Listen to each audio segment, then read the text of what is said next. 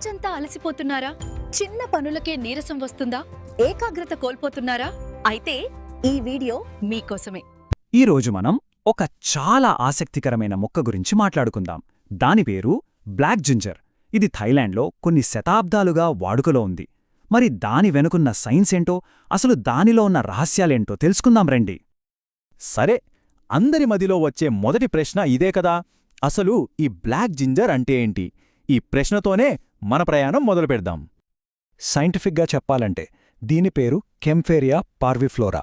ఇది మనకు బాగా తెలిసిన అల్లం కుటుంబానికి చెందినదే.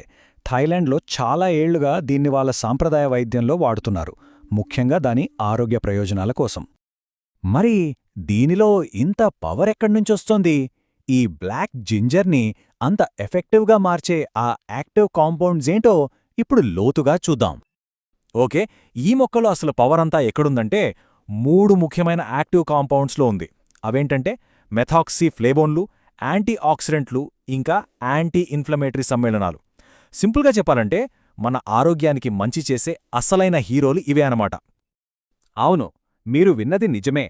మన శరీరంలో అసలు మ్యాజిక్ చేసేది, ఆ ప్రయోజనాలను ఇచ్చేది ఈ సమ్మేళనాలే. ఇప్పుడు అసలు విషయానికి వద్దాం.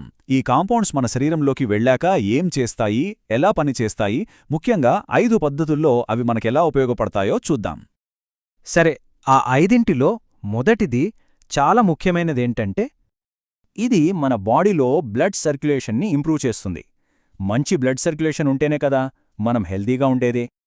సో ఇది ఎలా పనిచేస్తుందంటే, ఫస్ట్ మన రక్తనాళాల్ని కొంచెం వెడల్పుగా చేస్తుంది.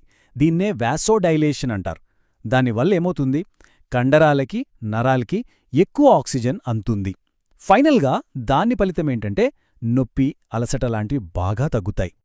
ఇక రెండో ముఖ్యమైన పని ఏంటో తెలుసుకుందాం.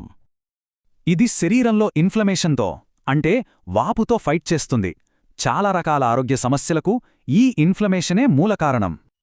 ఇది ప్రత్యేకంగా కీళ్లలో, కండరాల్లో వచ్చే వాపును టార్గెట్ చేస్తుంది.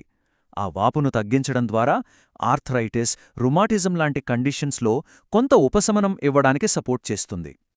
నెక్స్ట్ మూడో పాయింట్, ఇది మన ఎనర్జీకి సంబంధించింది. చూద్దామా? మన శరీరం శక్తిని ఎలా తయారు చేసుకుంటుంది, ఎలా వాడుకుంటుంది అనే ప్రాసెస్, అంటే ఎనర్జీ మెటబాలిజంను ఇది బూస్ట్ చేస్తుంది. ఇక్కడ అసలు ఇంట్రెస్టింగ్ విషయం ఏంటంటే, ఇది మన కణాల్లో ఉండే పవర్ హౌజులైన మైటోకాండ్రియా పనితీరుని మెరుగుపరుస్తుంది. దీనివల్ల కణస్థాయిలో శక్తి ఉత్పత్తి పెరుగుతుంది. రిజల్ట్, మన ఓవరాల్ ఎనర్జీ లెవెల్స్ పెరిగి అలసటలే తగ్గుతుంది. ఓకే, ఇక 4వ పాయింట్కి వెళ్దాం. ఇది మన మెటబాలిక్ హెల్త్కి చాలా కీలకమైనది. ఇది ఇన్సులిన్ సెన్సిటివిటీని ఇంప్రూవ్ చేస్తుంది. అంటే మన శరీరం గ్లూకోజ్ని కంట్రోల్ చేయడంలో మరింత సమర్థవంతంగా పనిచేయడానికి హెల్ప్ చేస్తుంది. ఇది ఎలా పనిచేస్తుందంటే, మన శరీర కణాలు ఇన్సులిన్కి బాగా రెస్పాండ్ అయ్యేలా చేస్తుంది. దీనివల్ల కణాలు గ్లూకోజ్ని చక్కగా వాడుకుంటాయి. సో మెటబాలిక్ ఫంక్షన్కి ఇదొక మంచి సపోర్ట్ అన్నమాట. సరే, ఇప్పుడు ఈ 5 కీలక పనుల్లో చివరి దానికొచ్చేశాం. 5వది, మన నాడీ వ్యవస్థకు సపోర్ట్ ఇవ్వడం. మన ఓవరాల్ హెల్త్కి నరాలు ఆరోగ్యంగా ఉండటం ఎంత ముఖ్యమో మనకు తెలిసిందే.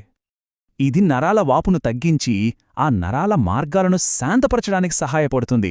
దీనివల్ల సయాటికా, న్యూరోపతి లాంటి నరాల సంబంధిత సమస్యల నుండి కొంత రిలీఫ్ దొరికే అవకాశం ఉంటుంది. ఓకే, ఇప్పుడుదాకా మనం ఈ 5 మెకానిజమ్స్ గురించి వివరంగా చూశాం కదా. ఇప్పుడు వాటన్నిటినీ కలిపి అసలు కీ బెనిఫిట్స్ ఏంటో ఒక్కసారి రివ్యూ చేద్దాం. చూడండి, ఈ టేబుల్ మనకు చాలా క్లియర్గా చూపిస్తోంది. సర్క్యులేషన్, ఇన్ఫ్లమేషన్, ఎనర్జీ, మెటబాలిజం, ఈ 4 కీలకమైన బెనిఫిట్స్ మనం ఇందాక చూసిన 5 చర్యల వల్లే వస్తాయన్నమాట.